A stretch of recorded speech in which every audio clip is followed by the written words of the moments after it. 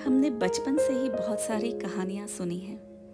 कहानी सुनना, सीखना, सिखाने का सबसे सरल माध्यम है। अब माध्यम चाहे कोई भी हो, अगर बात समझ में आ जाए तो ही इसकी वैल्यू है। कहानियाँ ही तो हमें कल्पनाशील बनाती है और इनके द्वारा हम अपने कल्पना के घोड़े कहीं भी ले जा सकते हैं।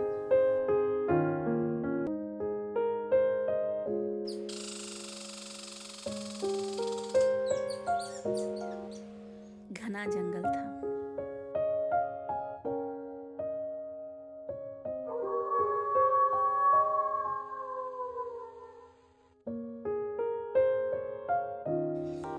कहानी है एक राजा की और एक गरीब लकड़हारे की।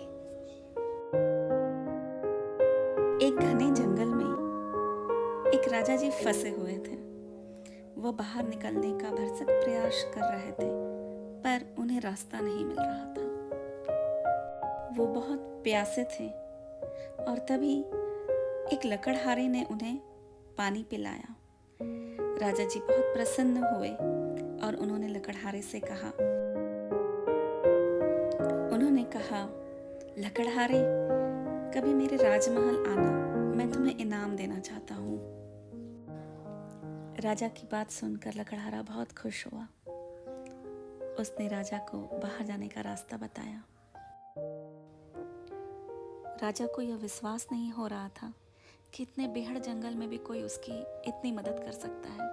जंगल बहुत घना था, जंगली जानवर और सांपों से भरा पड़ा था। ऐसी परिस्थिति में लकड़हारे ने राजा की बहुत मदद की। राजा लकड़हारे का एहसानमंद था। इस बात को काफी समय बीत गया और एक दिन लकड़हारा चलते चलते राजमहल पहुंच ही गया। उसने राजा को याद दिलाया कि कैसे उसने एक बार घने जंगल में राजा को पानी पिलाया था और बताया था जंगल से बाहर निकलने का रास्ता भी। राजा को भी यह बात बहुत अच्छी तरीके से याद थी और उन्हें यह भी पता था कि वह लकड़हारे को पुरस्कार देना चाहता था।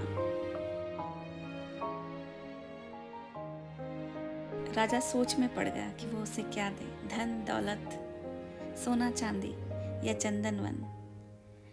लकड़हारे के लिए चंदन वन ही सबसे बेहतर उपहार था। यह सोचकर राजा ने अपना चंदन वन लकड़हारे को उपहार स्वरूप दे दिया।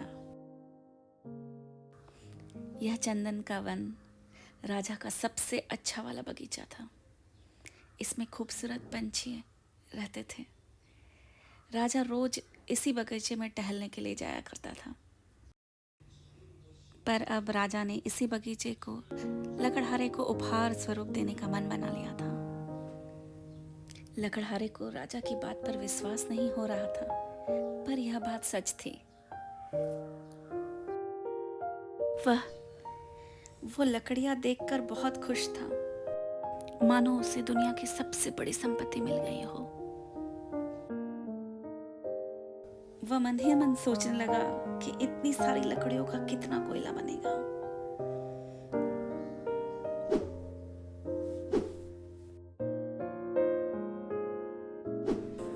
फिर क्या था, लकड़हारे ने जैसा सोचा था वही किया।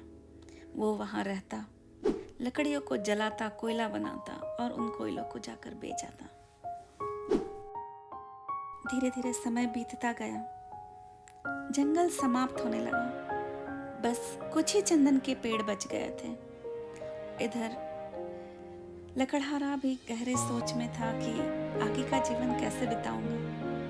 काश कि राजा जी फिर आ जाए और एक और इसी तरीके का बाग उसे मिल जाए। इधर दूर महल में राजा जी को भी लकड़हारे की याद आई।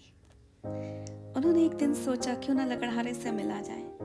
अब तो वह काफी संपन्न हो गया होगा, इसी बहाने मैं अपना चंदन बाग भी देख लूंगा और लकड़हारे से मुलाकात भी कर लूंगा।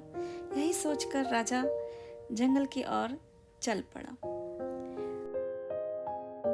चंदन वन वीरान था, चारों तरफ धुआं ही धुआं और जगह जगह पर कोयला था।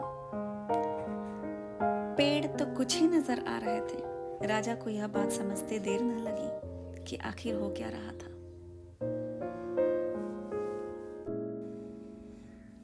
राजा ने लकड़हारे को अपने पास बुलाया और कहा, ये कुछ जो लकड़ियां बची है ना, जाओ बाजार जाओ और इन्हें बेच कर आओ। लकड़हारा तो अपने मन की बात चाहता था। वह चाहता था कि वह एक और बाग मांग ले, पर राजा था तो उसकी बात सुनना लकड़हारे की मजबूरी थी। उसने लकड़ियां ली और बाजार चला गया। पर यह क्या था, चंदन की लकड़ियों की मांग बाजार में भरपूर थी।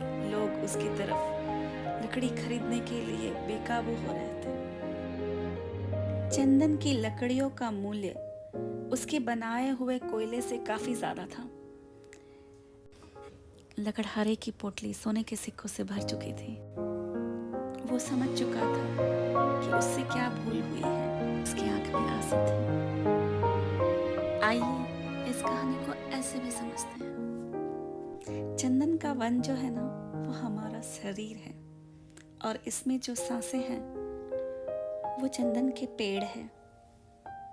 जब कुछ ही लकड़ियां बची रहती है तब हमें एहसास होता है कि हमसे भूल हो गई है।